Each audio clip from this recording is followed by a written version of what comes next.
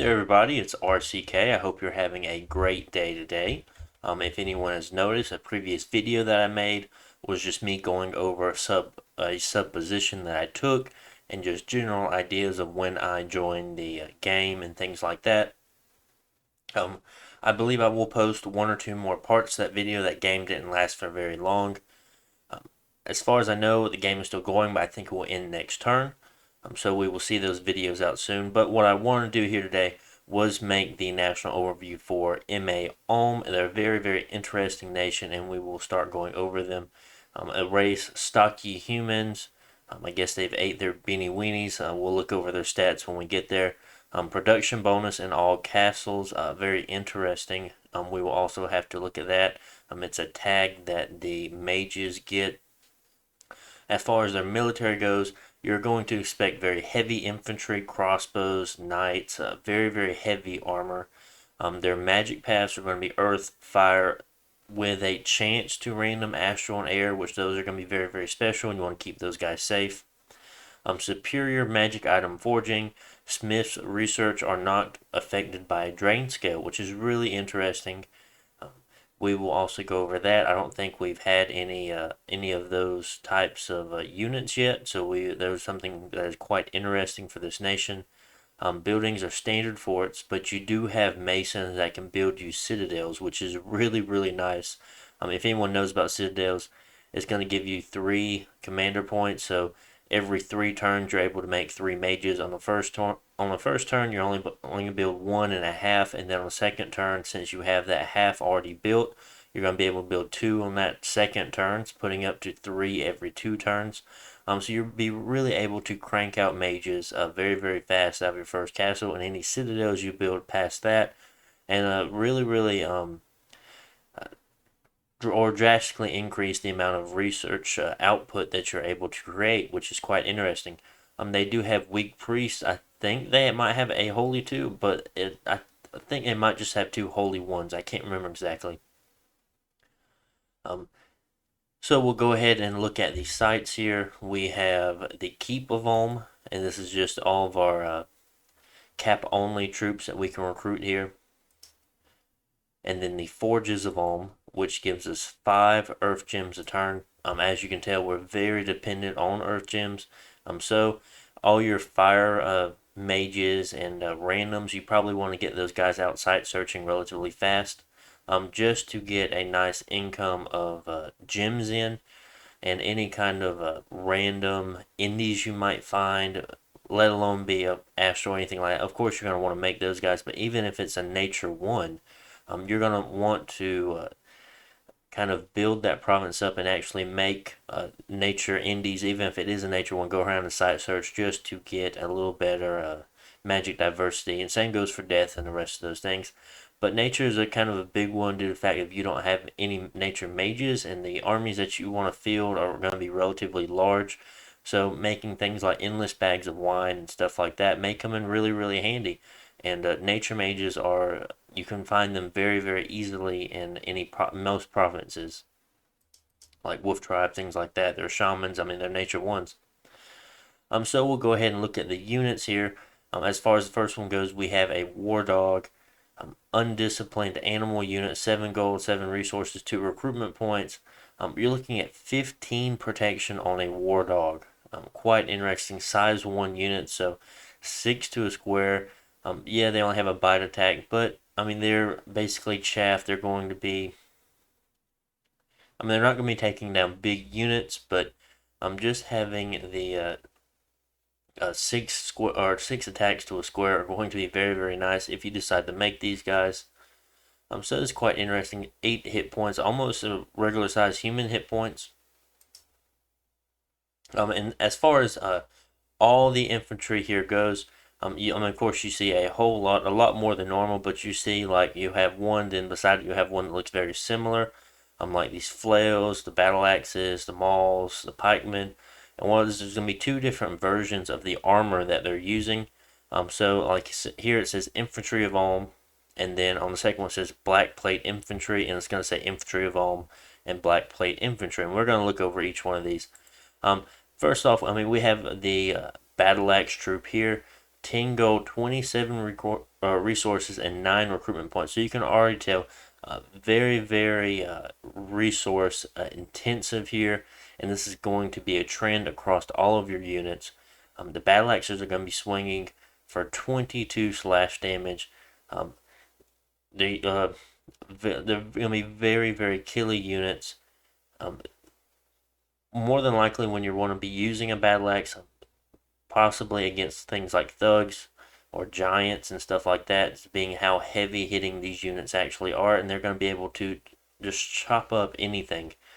Strength 11, attack skill 10, very basic defense skill 7, but that's due to how heavy their armor is. And also keep in mind, if you look over on the right side there, you see an encumbrance of 5. You have to be careful on where you're fighting, how you're fighting, what nations you're fighting, due to the fact that these guys have a good chance of fatiguing out. If there's any fatigue plays like rigor mortis, or I think it's heat from hell, and there's like a snow one or water version too. But all those are very encumbering spells, really trying to increase the fatigue that a unit has. So it can be very, very dangerous for your units if they fall asleep.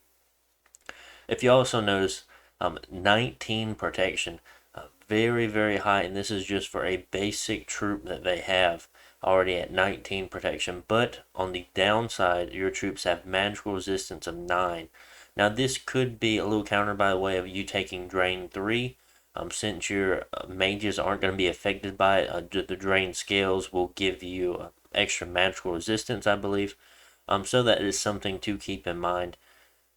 Morale of 10, very basic human. Combat speed of 9. I mean, they're slow just due to their heavy armor. I'm pretty sure the Drain thing is correct about the magical resistance, but I will have to double check that just in case. I don't want to say anything and that not be true, of course. Map move 8. These guys are only going to be moving one location every turn, so they're going to be very, very slow, but they are just very, very strong. And then we have a second version of the battle axe troop, and it's going to be the Blackplate version. And already, I mean, as far as the troop goes, you're going to see a very high resource increase here. And then also, yes, you're going to have 4 more protection, being 23. As far as most basic troops go, I mean, at 19 protection, they might be dealing chip damage, and at 23 protection, I doubt they'll be doing much. And even then, if you put any kind of like alteration, like a Legions of Steel or Marble Warriors or Iron Warriors or other things like that, I mean, that's going to be pushing you up to 30 and more, and like most troops are not going to be able to hit through that. So it is a very, very strong unit here. But downside again of these units is a magical resistance of 9. And I feel like if you ever want to be using the battle axe, it's probably going to be against much larger enemy units, like giants and things as such, or maybe monsters or things. So quite interesting here, and we'll go ahead and go to the next one. Now this flail unit here is quite interesting. 10 gold, 27 resources, 9 recruitment points, 19 protection, just like the regular battle axe. And you'll see all your regular units will have 19, and then all of your Blackplate will have 23. So we can kind of hurry through this a little bit faster. And the same as encumbrance, these will have encumbrance of 5, whereas the Blackplate will have encumbrance of 6, I believe. But the flails are going to be the majority of your forces, in all honesty. Just to the fact of they have +2 attack versus shields. They have 2 attacks per unit. So they're quite interesting. You can't just say, okay, it just has 1 flail attack. Well, it actually has 2 attacks. And then he gets an additional plus attack to, or additional attack skill against shields. He just hits shields better, just being what a flail is. So quite interesting. And then 19 protection. I mean, these guys, I mean, you're not going to have to worry about arrow fire just because they don't have the shield. Yeah, the only arrow fire that you have to really worry about is actually your own arrow fire due to the fact of you having crossbows, and that's probably going to be the only thing that's going to go through your protection. So it's quite interesting. But as far as everything goes, map move 8, combat speed 9. I mean, we've already spoke about all these all these stats here. So very similar, and we'll look at the Blackplate, protection 23, encumbered 6, like I said. But as far as your army composition goes, most of your infantry is going to be these flail versions, I believe. I feel like they are definitely the best ones that you can make for most occasions. Every now and then you might have to throw a battle axe, or maybe if you're using them for certain things, they might change. But as far as uh, what you would normally want would be a flail. Next, you have the infantry of Ulm, and now, or of course, you have the infantry of Ulm. They're all called that. But you have a shielded version that carry a hammer, and the hammer is quite interesting. Since they do have a pierce attack dealing 19 or 18 damage, a pierce and blunt attack damage. So quite interesting there. A little bit higher defense skill due to the fact of having a tower shield, which is quite interesting. 19 protection still. But due to the fact of them having a tower shield also means that they have 7 encumbrance instead of 5. So they are more likely to fatigue out faster. 30 resources. I mean, honestly enough, I actually really like this unit as a aesthetic for the army. But as far as a much better unit goes, as far as quality wise, I feel like the flails are better. But I do like these in their own right. And then, I mean, as far as the Blackplate version goes, like I said, up to 23 protection, and then his encumbrance goes even higher to 8, just due to him having a tower shield, defense and attack skill of 10. It's very average as far as that goes. Hit points of 12, not too bad. But they still have the low magical resistance of 9, which kind of sucks. Next, you have a Maul version. Pretty interesting. It's very similar to the Battle Axe, but the Maul, it's okay. I mean, I think Maul damage has more chance of hitting the head, and then if the head isn't armored or something, I think it does more. No, I'm not entirely sure about blunt damage. I know slash damage is 20% extra if you hit, and then pierce damage takes 20% off the armor value or the protection value of the unit before you hit. So I actually don't remember what blunt damage does. But either way, it's a very, very hard hitting unit. Very average stats compared to your battle axe. Very average or same stats for your flail. So quite interesting. And then of course you have your Blackplate version with much higher protection and encumbrance. And then you have the shield and flail, which is or shield and morning star. I apologize. So it's basically a small version of a flail. But you have a shield troop with it, or a shield with it, being a tower shield. They're good, but just by having the fact that the other flail just is just a little, you'll hit harder, I believe. Even though it does, this Morningstar does say 17 pierce and stuff, but your resources do go up. But this is the Blackplate version.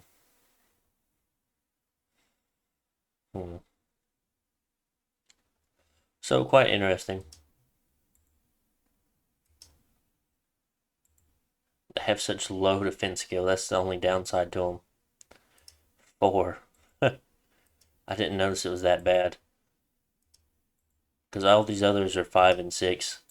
And then these guys actually have a defense skill of 9. But I mean, you even having a defense skill of 9 is very, very bad. So you might as well take a better unit than better defense skill, I guess, at that point. Next, you have a Pioneer. I'm sorry, I was getting a little off track there. 10 gold, 26 resources, 9 recruitment. It's very average as far as that goes. Defense skill 6, attack skill 10. Protection 19, very average as far as Ulm goes. Magic resistance of 9, still, like I said, average. But the difference is you're going to have a Pike that is going to have a length 5 weapon. Due to that, you're going to be able to get a lot of repels off since these guys be 3 to a square. And Pierce, a damage value of 18 with Pierce damage added on. I mean, that's pretty good.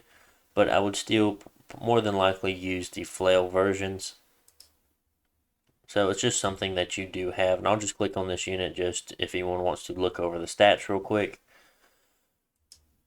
After that, we have a unit, another unit your armies will be composed of quite a lot, I believe, is just going to be your crossbow units. Now, crossbows are seen a lot more in late age, not as much in the middle age. So just due to the fact that you're able to recruit them, and more than likely you'll be able to recruit a lot of them. 28 resources, yeah, it's expensive, but you're getting a 17 protection crossbow. You don't want them to get into combat, but they do have an arbalist that has a range of 50, dealing 15 pierce damage, so they're very, very strong. You can still actually, I believe, even 1/3 of wielder strength, so you can still cast things like Strength of Giants on them and stuff like that to increase the damage of the arbalist. I couldn't remember if the strength affected that or not, but it does. So these are going to be able to go through almost anything that your enemy is, or yeah, whatever enemy you're fighting at the time is going to be able to bring to the battlefield. I mean, because just without the pierce damage, you're able to deal 15 damage with this, so it's quite impressive, honestly enough. And then if this guy gets into combat, I mean, he has a short sword, 17 protection, so even if someone attacks rear, more than likely you will be okay unless it's like Sacred Cav. At that point, you're kind of running a little dangerous there. But still very basic attack skill and defense skill being at 10. So I feel like they're a pretty good unit overall. Something as well that I'll probably save it for later, but something you also do is cast flaming arrows with this nation. It's not as easy, but you can definitely definitely be done. So next we have a very interesting unit that can only be recruited in your capital, and that's going to be the Guardian. A very, very cool unit. I do recommend you making them out your capital. 20 gold, 44 resources, and 31 recruitment points. They also have a castle defense bonus of 2. They have protection of 23, strength of 12, and just looking here, their siege strength is 1.4, which is a little bit higher than an average unit, or human unit anyway, but their siege strength is 1.7, which is quite interesting. But a really, really cool thing about these guys, yes, they still have 23 protection since they're wearing full plate or black steel armor. But what they're really good at is killing sacreds. They're really good at killing, anything at that point. But thugs, things like that, because they have a black halberd that has a slash in pierce damage. It's on top of a 37 damage weapon, and with that, if they deal damage, they're also going to cause this effect here being Bane of Heresy. It's a fatigue damage effect, armor piercing, strength of wielder is not added, so you can't really, doesn't really add, for the extra effect it won't add strength of giants, but as far as the regular attack goes, strength of giants will help that out. It only affects gods and sacred units, and that's why this is why I said that it was kind of a sacred killer in a way. It's an area of effect 1, so it'll hit the whole, or it might just be one unit, or it's the whole square. I can't remember. But what it's going to do is greatly increase the fatigue of whatever unit that has if it does get a hit on it. So it's quite interesting there. But these guys are going to be taking out sacreds. And it is also nice to have a magical weapon. This is going to be your only access to a magical weapon since, due to the fact that Ulm's troops, he doesn't have any sacred, so he's not able to take a magic weapon bless. So this kind of unit is very, very useful for you. So keep that in mind. It's a very, very nice unit for you to have, and you will be wanting to make these out of your capital. And then as far as the rest of the composition, I feel like your army would be crossbows, the flail troops, and then use these guys as needed, along with some of the black knights and sappers, which I'm about to go over them, but they kind of hold a different purpose here. The sappers is quite a interesting unit, and I actually really like these guys. 20 gold, 37 resources, and then 31 recruitment points, and they have a pickaxe and a crossbow.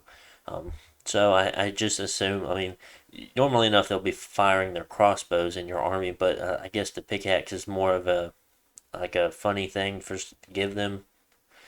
But they have a siege bonus of 5, so every one of these units, just 20 gold units, has a siege bonus of 6.2. So thinking about that, your units, for just 10 of them, has a 62 siege strength for just 10. So that is really, really nice. You're going to be able to break through castles very, very quickly.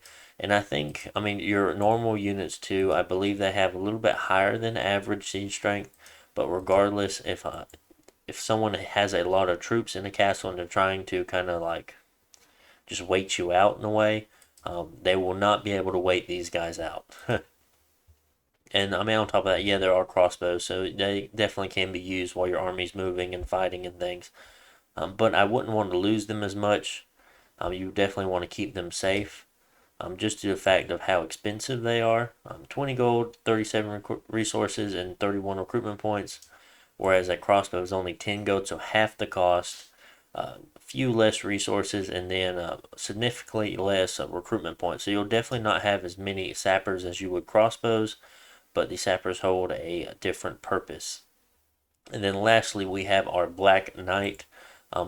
A very, very heavy cav, very, very nice. 45 gold, 68 resources, and then 46 recruitment points. Very basic for heavy cav, maybe a little bit higher on the resource size or resource side. But as far as gold goes, I feel like it's priced fair.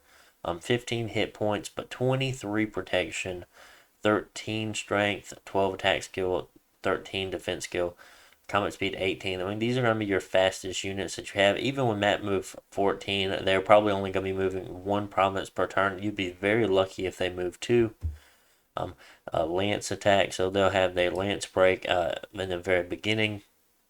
And then after that, they have a Morning Star, which will have a bonus attack versus shields. So quite interesting. And then a hoof attack as well. So they are very, very killy units while also being very, very durable. And I believe you could do expansion with these troops. I will definitely try that when I make the expansion video. And in that expansion video, we'll be going over the god we will take in just a couple different expansion ways. But I do think I do remember now why you would take these flails over these Morning Stars, and that's due to the fact of them only having one attack each. Even though they get +2 attack versus shield, but they still only have one attack each. No, that's just added on. No, I'm crazy. Never mind. Yeah, I read that wrong. No, I was correct.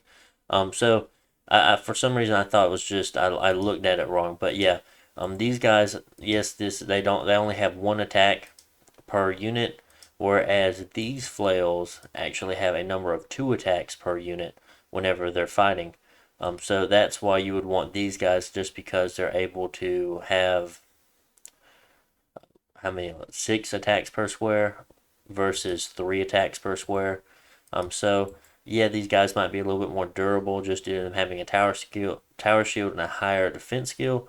But these guys are much more killy at that point. So, very interesting.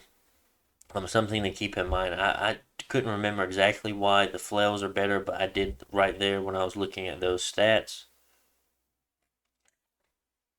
So we'll go ahead and look over the commanders, of course.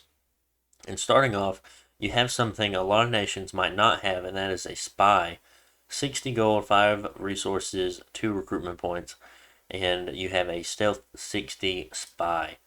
So what a spy is it's basically a scout that has this tag to it, which you can go to a capital of an enemy, and you can I believe it's a not an event, but a command you can make them do, and it's like you get to see their score graphs. I think you get to see their provinces. You get to see how many troops they have, like army size. I don't think you see gem income, and I don't think you see research, but I could be wrong. There's a couple of graphs you can get off of Spy, which is quite interesting, and it might be something be very, very useful for you onto like Diplo side of the game, because you can say, oh, I have a spy in their land, and this is how much land they have, or at that point it'd be hard to kind of see how much they have compared to you, or you don't want to show off how much they have compared to you, or you don't want to show off how much they have to other people. But if you have enough of these spies, maybe you could use that in a way like, hey, this guy has this much stuff, and the other person on this screen here for the graph is you.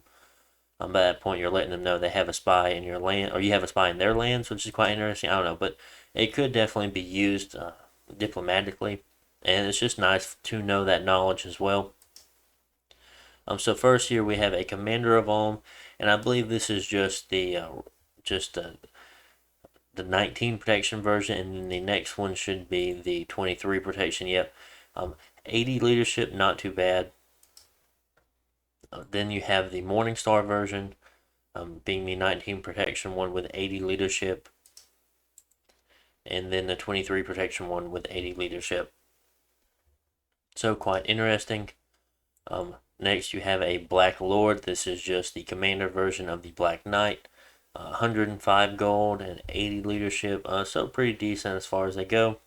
About average. I mean, if you had anything that has 120 leadership, I would definitely use them over these. You have the Black Acolyte, which is a 45 gold, level 1 priest. Not too bad, very average. I guess they're good to have for any nation. Now after this, actually I want to look over the rest of the two commanders here before I go over mages. So this is your Mason. He is the one that's going to be able to build you citadels. He's going to be able to turn your castles into citadels. But another thing that people might look over, I don't know if they actually use them into this sense, but he does have a castle defense bonus of 20 and then a siege bonus of 30. So quite interesting. Maybe if you don't have any use for them anymore, you could throw them or use them in the army, just having them walk around and like just sit on a fort as they're sieging it, or maybe sit on a castle that's being defended. Because I mean, 30 siege strength and then 10, or yeah, 30 siege strength and then 10 siege defense is quite interesting. But I mean, 60 gold, 42 resources, and 1 recruitment point. You'll be able to make 3 of these guys a turn as long as you have enough resources and 180 gold. And 3 a turn, so you're looking at 90 siege strength per turn. Quite interesting if you use them in that way. And then for the Guardian Commander, you have a Lord Guardian. So 80 gold, 44 resources, 1 recruitment point. Very basic stats compared to the or very similar stats compared to the Guardian. Deals a little bit more damage, maybe due to the fact he might have 1 more strength if we look from one version to the other, and that is correct. The Lord Guardian has 13, whereas the regular Guardian has 12. Castle defense bonus of 2, which the other Guardians do have. And then he has Halt Heretic, which is interesting. It says this unit is being surrounded by an aura that awes and frightens sacred beings of other faiths. The chance of being affected by awe is determined by the attacker's morale. A unit with high morale is more likely to ignore the awe effect. So it is actually awe, but in a different version. It's awe for sacred enemy units, which is quite interesting. Possibly enough, I mean, you could use this guy if you want to. I haven't really seen too many people do it. I guess you can have him lead groups and then just equip him up with some armor or some weapons or something to really kind of thug him out in a way, being a commander. And I mean, maybe if someone was using thugs against you that had low morale, in a way, you could definitely use that. So it's interesting. It's something you have. Pretty cool tag. It's not something you see every day. And then we'll go ahead and start off by looking at these mages here. First off, we have a Master Smith, 135 gold, 7 resources, 2 recruitment points. Leadership 45. You don't want him leading any armies, but he can definitely lead small groups if needed be. Maybe anti-raiding forces if needed. Fire 1, Earth 2 that has a chance to random fire, air, earth, or astral. And honestly enough, all of these paths are very, very useful for you. And any random that you get, you're going to want to keep, and you want to keep note that you have it. Any of the randoms are going to be, well, Earth you don't need as much for, because once you get construction 4, you can make Earth boots, which will get you construction 3, so you can make dwarven hammers. But being already at construction 3, making dwarven hammers even earlier than construction 4 would also be very nice. I believe you can make dwarven hammers in construction 2, but I'm not 100% sure. But regardless, higher Earth is nice. Just be able to cast more of your Earth spells easily, and doing summon Earth power going up to 4, and just having less fatigue casting spells is very, very nice. On top of that, your fire randoms are actually very useful for you since you have very low fire access. So just thinking, okay, well, I have a bunch of crossbows, I have enchantment 4, which that's flaming arrows, and I have a fire 2. Well, okay, your fire 2 can do Phoenix power. Let's actually look. Research. Phoenix power. So he can do Phoenix power. Boost his magic up to magic level 3, and at that point with an extra gem, he can cast flaming arrows. So 2 gems cast flaming arrows, but still not too bad. 2 gems. Quite interesting, and just be able to cast a level 4 fire spell. On top of that, he can also cast things like Fire Fend, give all your troops +5 magical resistance, and things such as that, just on a fire random. So quite interesting. Keep that in mind as something that you can use. All your airs are going to be very, very nice. Just the fact of you being able to make alquills and things like that, and you can even put those air randoms into communions, because any of your astral randoms can make the communion matrices and stuff. So you have a like slave matrix and then a master matrix at that point, and anyone holding a master matrix will of course automatically become a master, whereas the slave ones will automatically become slaves, and they'll be able to boost their paths up. So it's quite interesting. It will probably be, yes, it's going to be expensive to do, and you're going to be wanting to site search astral, but they can be very, very powerful for you. So keep that in mind. So 2 very, very nice randoms you can get off of this. It can be a very, very powerful mage for you, and you'll be able to make a lot of these master smiths due to the fact of you having citadels. On top of this, 11 research, not too bad, but he is a mundane researcher, and what this does, it says a researcher with an ability will not, a researcher with this ability will not have magic research hindered by drain scale in any way. So you can take drain 3 and then still have 11 research per turn. So you're able to save a lot of points that way. And I mean, if you want to go magic, it's going to push him up to research level 14. So it's not that bad. But where this unit here really shines is going to be in these other 2 tags here. So for every one of these units in a province is going to give that province a bonus of 10 resources. So yes, your troops are very, very resource intensive, but since you have a lot of these bonuses to it, you're not really going to have, you're not going to be hindered too much by having a limited amount of resources. These will definitely increase the amount of resources that you have to a point where you're not going to have to worry about it, and you're going to have to be looking at your recruitment point cost more than your resource point cost. Other than that, the other tag, which is really, really awesome for this nation, is you have a forge bonus of 2. So this mage is very efficient in forging magical items. The bonus is the cost reduction in gems. So if you make, let's hypothetically say you were making an alquill with a air random. So that alquill would originally cost you 5 gems to cast, or 5 gems to make. And then with this forge bonus, it drops it down to 2. Or it drops it down to 3. But on top of that, when you make a dwarven hammer, which it will then give you an additional forge bonus of 2, so at that point you'll have a forge bonus of 4, it will turn the alquill from a 5 gem item to a 1 gem item. And that is very, very nice. You'll be able to trade very efficiently. You'll be able to research very efficiently, because you'll have just so much research points, and once you hit Conjuration 6, you're going to be looking at lightless lanterns. Hopefully at that point you'll have a decent fire income, and then every lightless lantern is plus 14 research point per lightless lantern, and you'll be making them 1 gem apiece. So that is very, very awesome, and I do believe it's, let me actually go and look just to be sure. I don't think we have construction 2. We'll look at that in a moment. We'll look at the dwarven hammer item and things like that. We'll go ahead and finish off these mages here. Secondly, we have a black priest. Can only be recruited in the capital. 100 gold, 2 resources, 2 recruitment points. Is an inquisitor, which is quite interesting. They are holy 2s. I couldn't remember if it was a holy 1 or a holy 2 you got. but they are Earth Mage. They have a chance to random, a very low chance, but still a chance to random all the same paths as the Master Smith.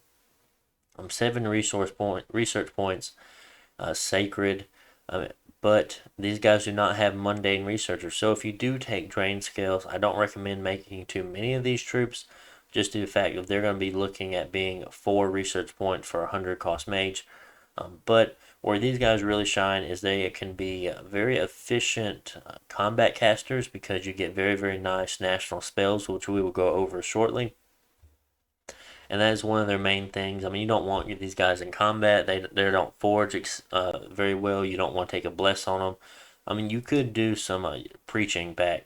Like if you're beside Ermor or something, you can definitely keep their dominion out of your land for sure. So we'll look at the spells they can cast here in a moment. And then next we have a Priest Smith. Very similar to the Master Smith, about the same. They only have a forge bonus of 1. They do have the resource bonus, which is pretty good, 11 research points, but they are also going to be some of your national spellcasters, just due to the paths that they have, being a priest level 1 and a whole, or having earth. But overall, as far as what mages you want the most of and your researches go, I would say you are going to be wanting mostly Master Smiths. And then the Black Priest and the Priest Smith will be your combat mages in a way.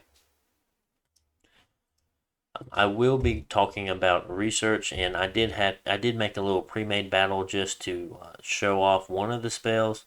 As far as the research goals go, I would definitely first at least get to Conjuration 2, and then 4 maybe after you hit certain things.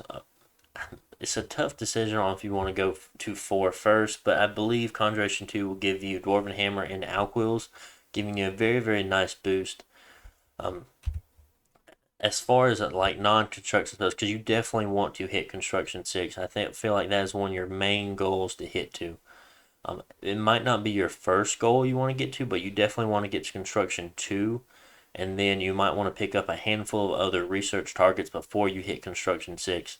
Another very, very good research target is... Oh, I clicked on the wrong thing. There we go. Strength of Giants. A very, very nice spell. It's going to be giving all of your units +4 to their strength. Definitely increasing strength is going to be very, very nice for you. They're going to be able to hit very, very hard, and they're just going to be able to chew up enemy units. Other than that, I did look away from this. Construction level 3 gives you Legions of Steel, so +3 protection to all your armor parts. So I mean that's gonna be what, +9, because they have a. We'll go and actually look at a unit. So they have full chain mail, and then they have a half helmet. So that unit is gonna get +6 armor. Oh, why do I keep sliding away? Oops. But like units like these that have 3 armor parts, I mean Tower Shield, I mean they maybe have +9. So that's the only upside with them. I mean the Knights are gonna be very, very nice. 2 here too. So basically most of your units be getting a +6 to their armor rating. So a very, very nice spell for you to cast. Keep clicking on the wrong thing. So Construction 3 is also one of the goals, but that, like I said, that's on the way to one of your other targets being level 6. So I mean, you'll definitely be getting Legions of Steel, which is very nice. But I mean, Alteration 3 is also or Enchantment 3, being the Strength of Giants, is also a very, very great spell for you. And then later on, something you might want to go down would be in Alteration, and that's just getting Iron Skin. No, you don't. Iron Skin is a single target thing. And Iron Warriors, I believe, is like a single target thing too. Yeah, area effect of 1, so they'll only be getting 1 square turn. But it's going to be very, very low down here, and it's going to be Marble Warriors at level 7. That's Iron Walls. Oops. Marble Warriors is going to grant natural protection of 15. So I believe most of your units have natural protection of 0, so it's going to greatly increase your protection.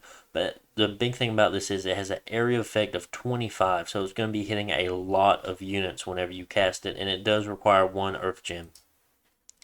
And yes, I know this is a very, very late goal here in 7, but once you hit construction 6 and you have such a large boom in your research, um, you are going to be the research leader in the game.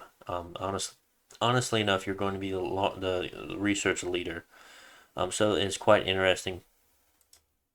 Another spells that you'll have here, as far as evocation goes, yes, you're going to have Iron Darts, which is number effects of 3, and it's going to be a damage spell. Armor piercing, so they're basically like crossbow bolts for your mages to shoot. But something a lot of people don't know about this spell is that it gets 2 times damage versus magical beings, and that's something you want to keep in mind, especially if your opponents are using magical beings, and these are just going to be able to annihilate them. And the same is going to be said for the Iron Blizzard, which, I mean, one Earth level pass and one Priest level. All your Black Priests are going to be able to cast this, and all of the other cap only Sacreds are going to be able to cast this. Every single one of them are.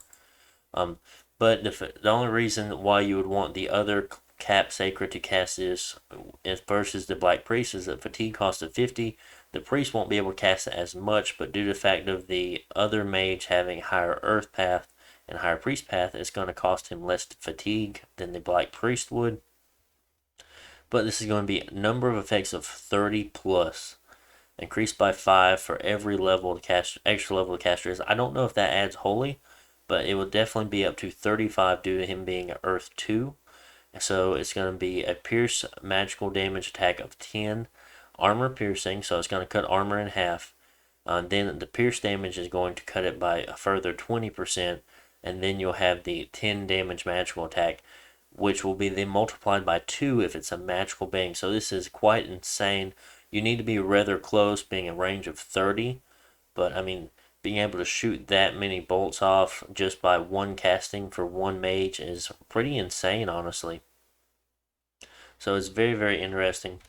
And honestly enough, I probably should have switched over to the mod inspector, which I will do that right now, just to show you guys. I should have showed you in that screen. So these are your only national spells. And first here, I mean, we've already spoke about Iron Darts.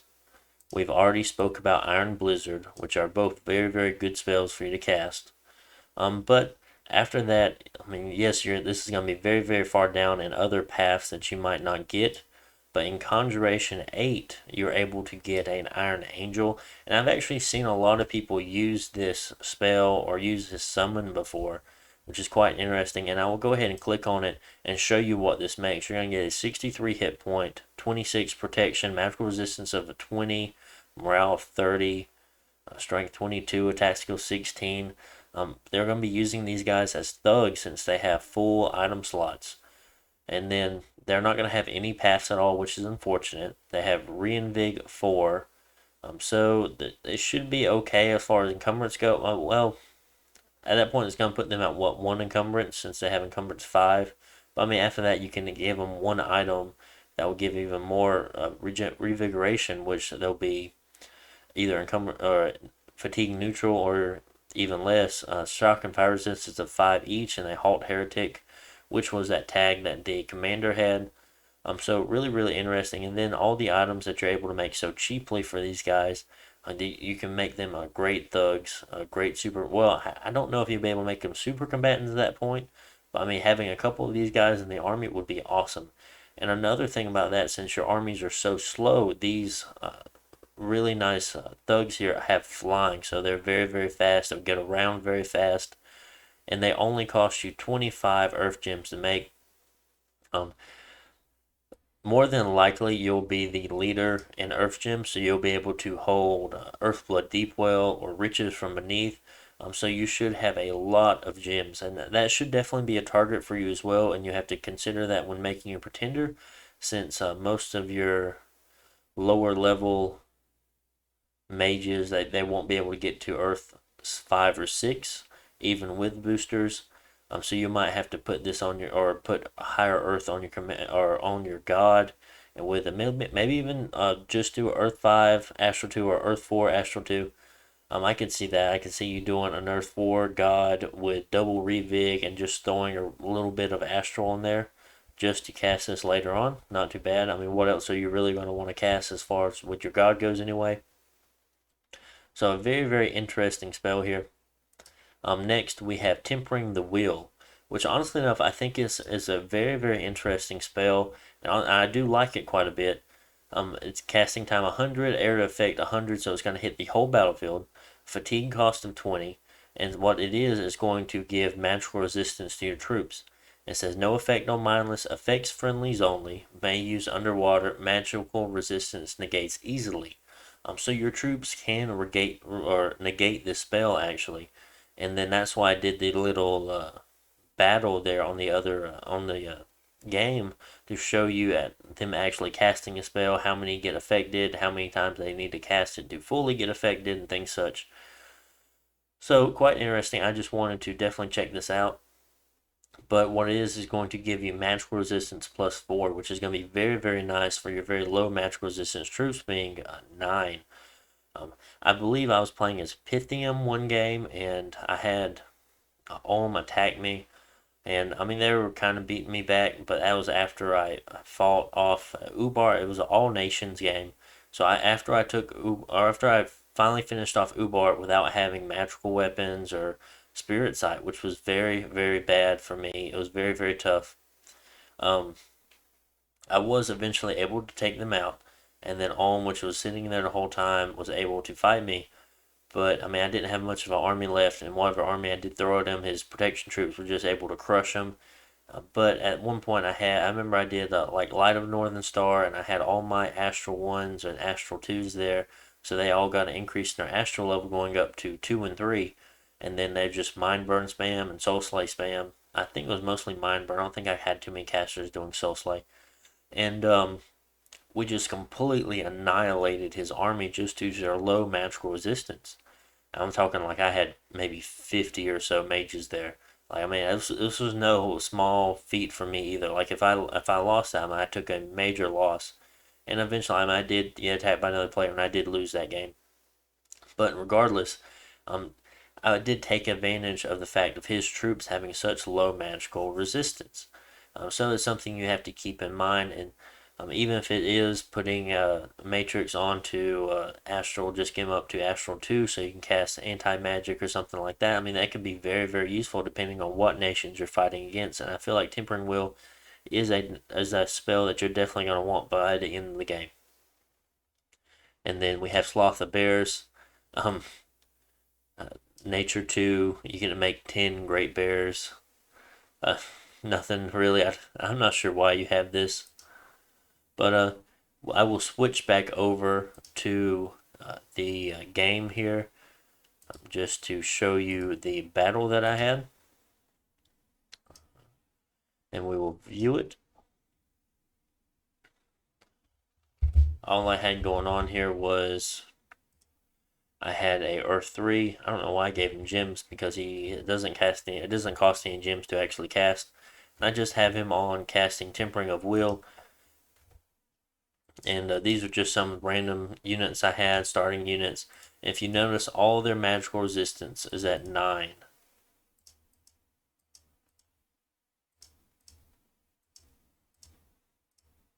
Everyone's. I just wanted to verify that.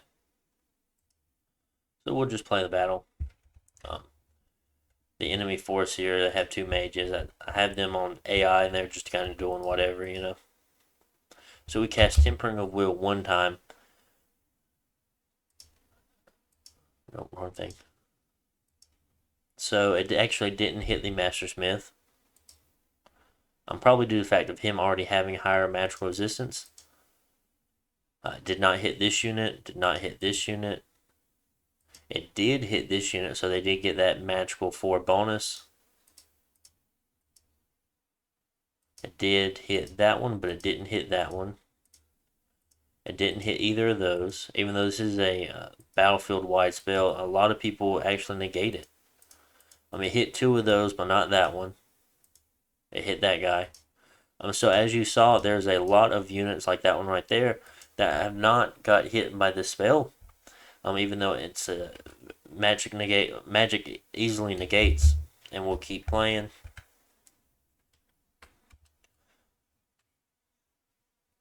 And he's about to cast it a second time, and there he goes. So that unit still has not got has still negated the attack, or not the attack, the spell. That one still has negated the spell. Those have got it now. That one has still negated the spell. That one's negated it. That one's negated it. That one has it. That count that one? No, that one hasn't. So even though we've cast it twice, there's still 3 or 4 units in this party here that still doesn't have the magical resistance to it. So keep in mind that one casting of this spell is not going to do it. You're going to have a mage casting it 3 or 4 times to really get the full effect for everybody. That one still hasn't cast it after the third cast. That one still hasn't had it after the third cast. Mage is at 80 fatigue at this point, so he's able to cast it one more time, I believe. Maybe 2 more times, since it'll drop. The fatigue will lower by a little bit, so he'll be able to cast it another time after that. And which he did. But I mean, they're still not all going to get affected by this. So it is something you want to be casting a couple of times. You just don't want to cast it one time and forget about it. And we'll just watch him chop up the last of these troops here. So quite interesting. As something I wanted to test and show you guys. Hopefully enough you'll like the little overview. I believe that's all I'm going to do for this episode, and the next one, of course, will be expansion and things like that. I've already talked about army composition. I've already talked about research. I've already talked about the mages. I already talked about your randoms that you'll get. And you can tell, I mean, your randoms, they don't come too often.